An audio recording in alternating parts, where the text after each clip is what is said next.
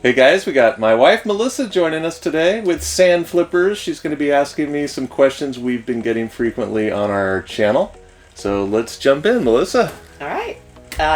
First one we get the most is, what is the fastest deal that you've ever done? And that is very interesting because it just happened. Like 2 weeks ago, we got a lead from our website, and we had never gotten a Google lead before, so that was pretty cool. And we reached out to the seller via email.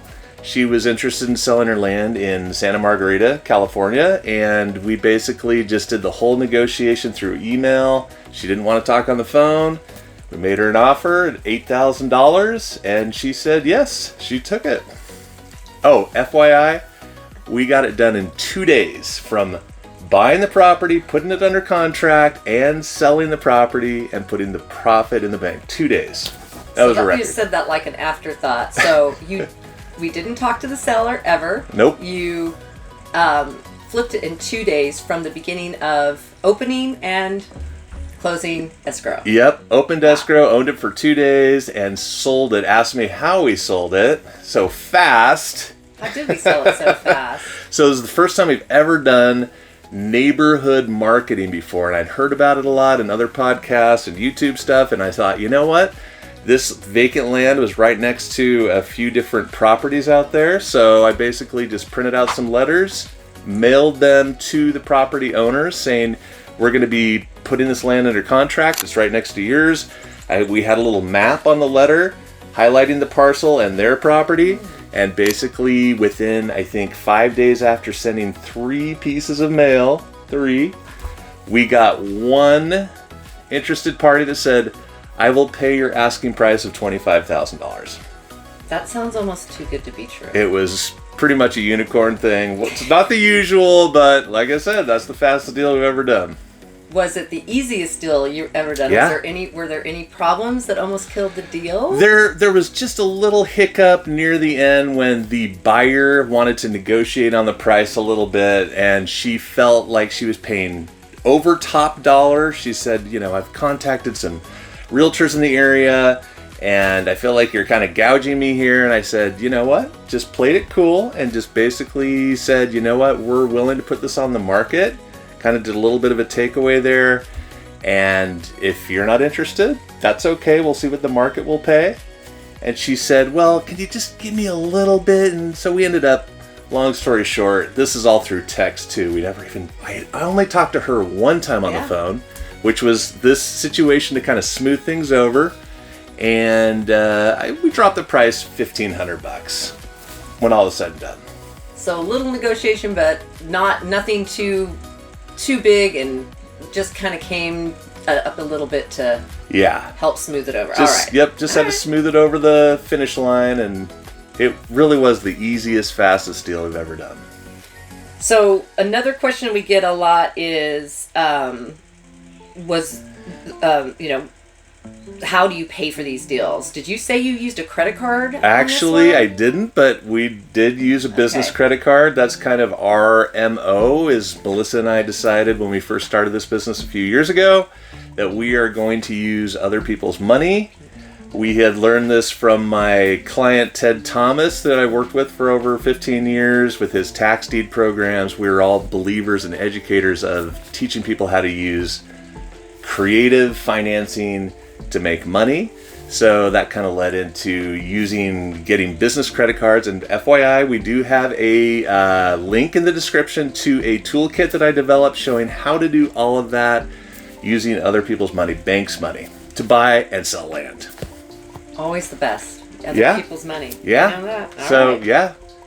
So how are you actually finding deals like this, or others is another thing that comes up a lot? So we use 3, well, now it's 3. First and foremost, we learned the business by doing tax deeds and liens. That's how I got into land investing in the first place, is my association with Ted Thomas. I started doing tax deed land flips. That led to just regular land flips leading into traditional marketing like mail, postcards, sending offer letters. And now the third way, which is the deal we were talking about, is just organically buyers or sellers and buyers are finding us through our online presence. Do you want to talk about Google? Because that was the first one. Do you Google? want to? Wasn't that a Google lead? Yeah. Actually, we don't always put a ton of money into that, right? Yeah. So good question. We actually spend about $100 a month for our CRM with Carrot. It's called Carrot. It's specifically websites for land investors, and they take care of all of the what do they call it? SEO, organic. So that buyers and sellers can find you with keywords. And this was the first lead that we had ever, we've gotten leads through the website before, but this is the first one that actually panned out into being the fastest land flip ever. So yeah, we've got mail, we've got tax deeds and liens. And again, if you want more information on the tax deed process, the toolkit I put together, there's a link in the description for that. Do you talk about in that, I think you already kind of touched on this, like we do get a lot of questions about, do you need a lot of money to get started? You've already kind of talked about that. No, we do not use our own money to begin with. So we've always used credit cards, business credit cards, and then we just pay off the card once we get the profit coming in. But I mean, the first land flip I got was what, $4,000? And that one I actually used cash for to do that. So that kind of started. You do not need a lot of money to get into the business. And do you talk about how to get business credit or business credit cards in your... Yeah, in the toolkit, free toolkit, links down there. Because that's a big one too. Yep. I teach how to do the whole thing, put it all together, and you want to use business credit, not your personal credit. Always. Yeah.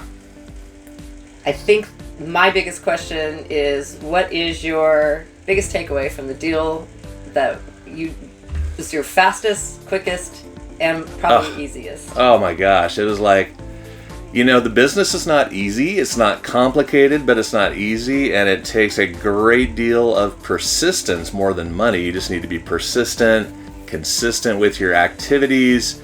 And the fact that we were having this conversation, a couple of months ago, I'm paying $100 a month for this website system, and is it worth it? And here we go. A couple of months later, we got our first deal. We made net profit after everything, $14,000 cash in the bank. So I'd say that's worth $100 a month. Little seeds over time. So. Yep. All right. I think that's the biggest one, but we can say if someone wants to learn how to do this, obviously you're going to start them with the basics. Yeah, if somebody wanted to be a land investor. Yes. Oh yeah, absolutely. Start small just like we did. Go for little pieces of land. Use your own money to start if you want. Use a personal credit card if you want to start. But when you start getting this is what we do for a living. So once you get to that point, you want to start scaling and thinking about using. We haven't used a funding partner. That's one thing that we've heard and read about, and we got close to doing that at one point, where somebody comes in and loans you the money and then splits the profit 50-50. But that one, we'll probably get into that probably in the next, I'd say 3 to 6 months. We're probably going to be doing another video on that hopefully soon. You can do that. The bigger deals, that's when you want to start maybe looking into that option. Do you have time for more questions? Sure. What do you want to do? All right. Yeah. So when you say persistence, this comes out. What do you mean specifically? Like for that, do deals fall apart? Well, funny enough, the deal before this one, ironically, was probably the worst deal we had ever done. And the worst deal we'd ever done was we got our money back. We bought the property, took 3 months? 3 or 4 months? Yeah. No activity. We had to keep lowering our price, and finally we found a buyer because our MO is we don't want to hold property more than 90 days from acquisition to deposition or deposition, whatever you want to say. Depot. So we were happy and grateful just to get our money back. The takeaway on that was, the lesson learned on that one was that we didn't do enough research into what was actually selling or for sale or active on the market. We spent all of our time doing more like what's sold in the last year, let's price it here. We hired a real estate agent that we weren't crazy about, that we kind of found out later didn't really know what she was doing. So we kind of learned that lesson the hard way. Always we always sell our land through licensed real estate agents that are professional land specialists. So this was kind of the first time we'd ever had someone that kind of convinced us she was. Later we found out she really didn't know what she was doing. But we, of course, take responsibility for that. But you also went against your gut on that, too. I did. Follow your gut. I did. The advice that you always say, and we went in higher than we normally would. Yep. She kind of convinced us since she was in the market. We're in California. This deal was in Nevada. And she convinced us that, this property can get this. We ended up pricing it like, what, 50? In the 50s, we ended up selling it for the 30s? Yeah. Something like that. So yeah, Melissa and I, of course, were partners in the sand flippers, the land investing business called Sand Flippers. We are partners. And we kind of had that discussion that, you know what?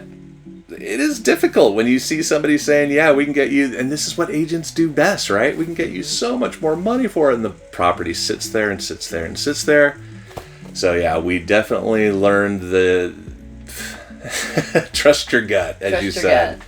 And you have a system that if it's not moving, you talk about that in the kit deal. If it's not moving, what to do, how to lower it, when to lower it. If you're not seeing any movement, so you can get some more activity. Like pretty much every 3 weeks. If you're not getting serious offers, you want to bring your price down, and we kind of do 5,000 increments until we get it sold. So yeah, that was the worst deal. Lessons learned there. But we still broke even. But we broke even. We luckily didn't lose money on that. Final question that I don't know if you get this a lot, but I hear it when people ask me what we do. Is land easier than flipping land easier than flipping houses? Well, let me ask you a question. How many toilets, tenants, and termites do you deal with in land, right? The reason we love land so much is because you can buy it all over the country. You do not, we do need people to see the property. We personally don't need to see the property. In fact, we've only seen probably, 10% of the properties we bought and sold. We do have drone pilots go out there and look at it. I am a drone pilot myself, so we've done that. And to answer your question, it's just a much simpler piece of real estate to work with, right? It's like, what can happen to land? It's there. It's not going anywhere. People can trash it, obviously. Luckily we haven't had that deal with squatters, and I have heard other YouTubers talking about people dumping trash on their land and having to deal with that. We got close to doing a deal in Utah recently where the owner just told us, there's a bunch of junk out there, but he agreed to remove all the junk in his trailers and all that stuff. But it's just a much simpler business. And I am a real estate agent too. We have done single family home buying fixes and flips and all that stuff, and we've done all that. We've replaced all the rehab flooring and painting and roofs and all that stuff. And this is just like, it's land. What are you going to do, right? We try to add value if we can by rezone. What's the main thing we've done? We've done.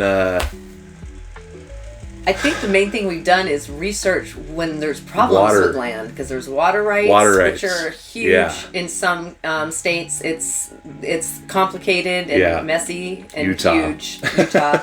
And then geohazards, we've come across that. Soil reports. So that can kill a deal. It looks good on the surface, and then you dig deeper and... No pun intended. Water is a big one. Water rights are huge. We last year we kind of hit a home run with just being able to reposition water rights from one property to another to give that property maximum value. So we learned a lot in that regard. Yeah. So is that? I think that's it. Hopefully that was helpful. And again, if you want more free training, we put together a free toolkit and some training on buying land without any marketing, which would be tax deeds, tax foreclosed auctions, and again, what we've recently done with Google. We recommend Carrot as a CRM. Provides great organic searching for people looking to sell their land fast. All right. Thank you. Thanks, Melissa. Thank you, Matt.